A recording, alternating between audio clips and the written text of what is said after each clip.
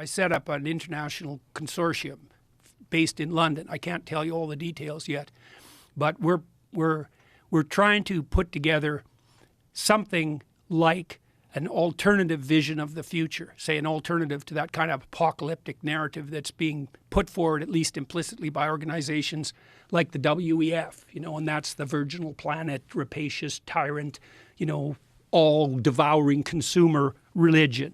And it's more like something like, well, we want to ask people 6 key questions.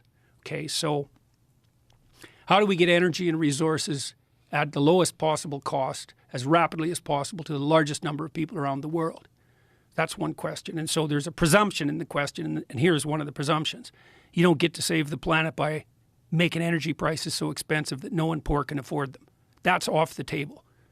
So if you want to develop alternative energy sources, no problem. Because, hey, man, the more energy sources we have, the better. But you don't get to impose your utopian vision in the service of your narcissism on the poor. We're going to try to make the poor rich. We're going to try to alleviate absolute poverty. Pro-human view on environmental stewardship front. That's the next question. What are the major problems that are confronting us? How do we take a sophisticated multidimensional view of that? How do we prioritize our attempts to establish our states and our international relationships properly? Yes, welcome back. 2 days ago, I did a similar video like this. If you realize on that clip, I read out an article on what Jordan Peterson said. Going through the comment sections, I realized a lot of people were furious to see the footage.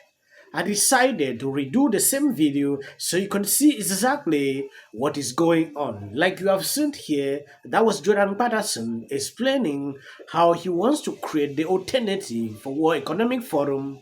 But I have one doubt pertaining to this.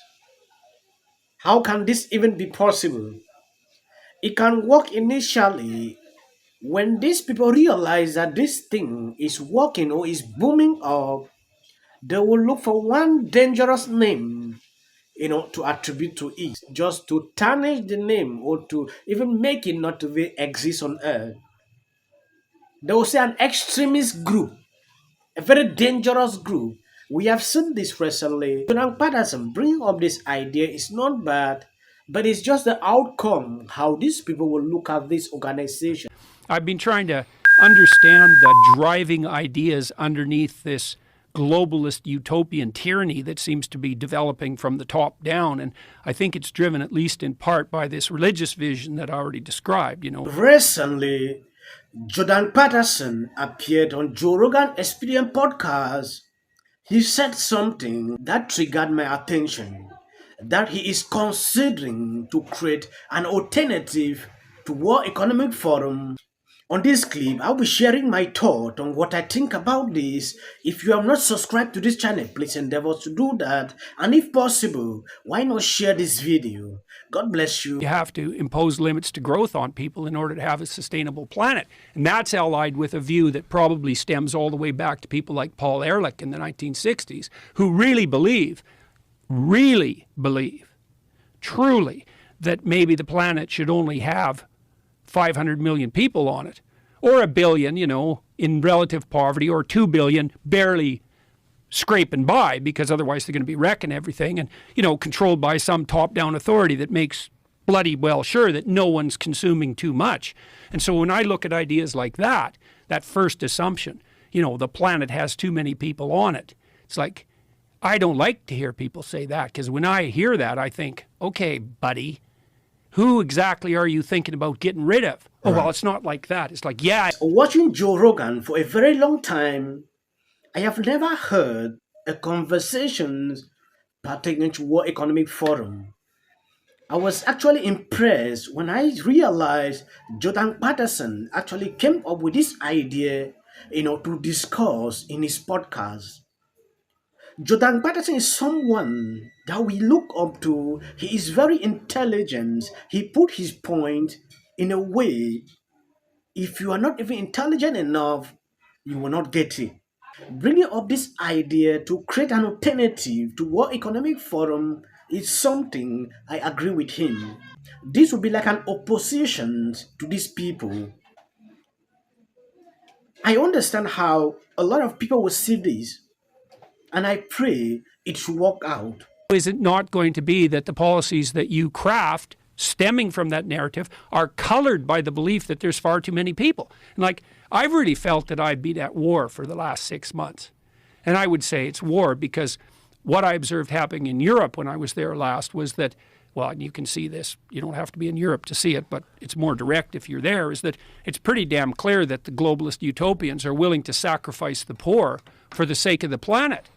And they're doing that by cranking energy prices up through the roof, and that means that people die. Lomberg has estimated that maybe you have to turn your thermostat down by 3 degrees, right? Save the planet. We don't have enough energy. We'll pay you not to use your electricity between 5 and 6, which is what they're doing in the UK.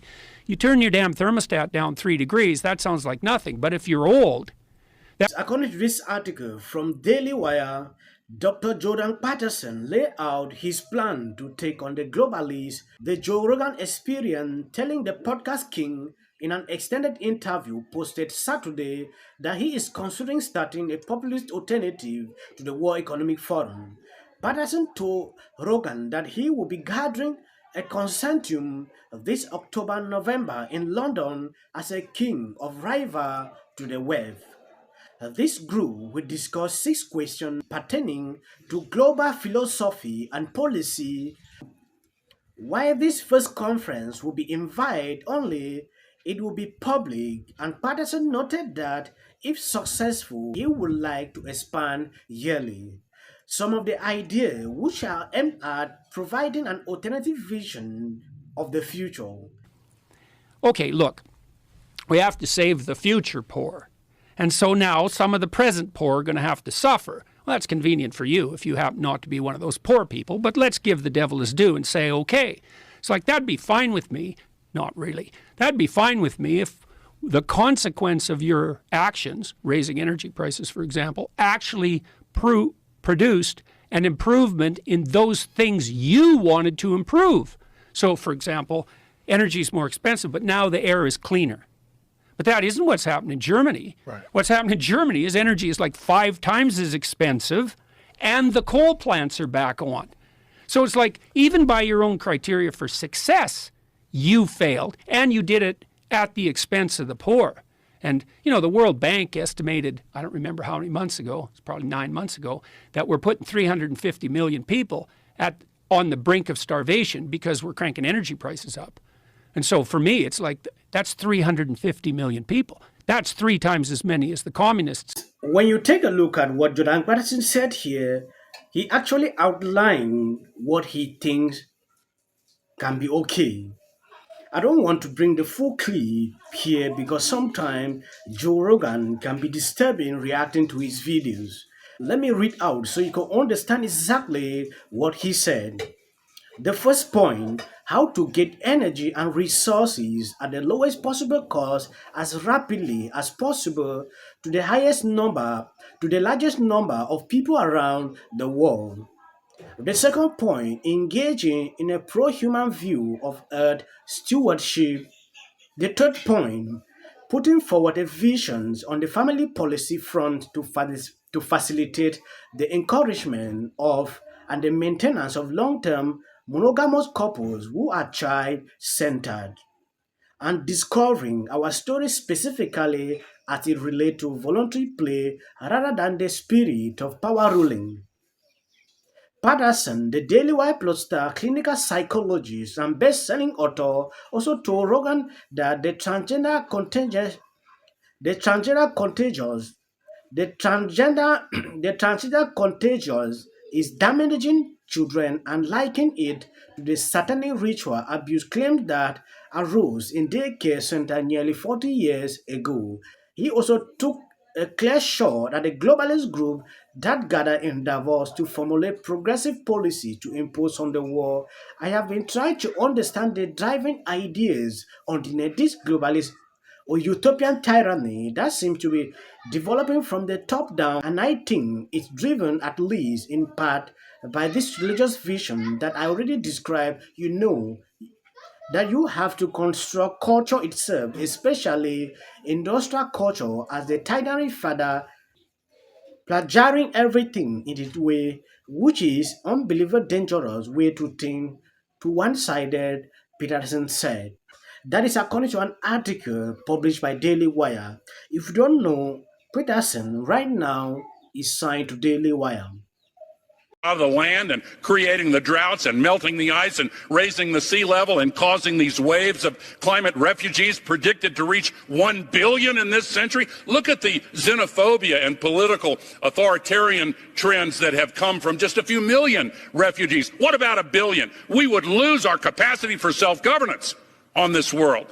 We have to act. So in answer to your question, I would say we have to have a sense of urgency much greater than we have yet had, and we need to make some changes.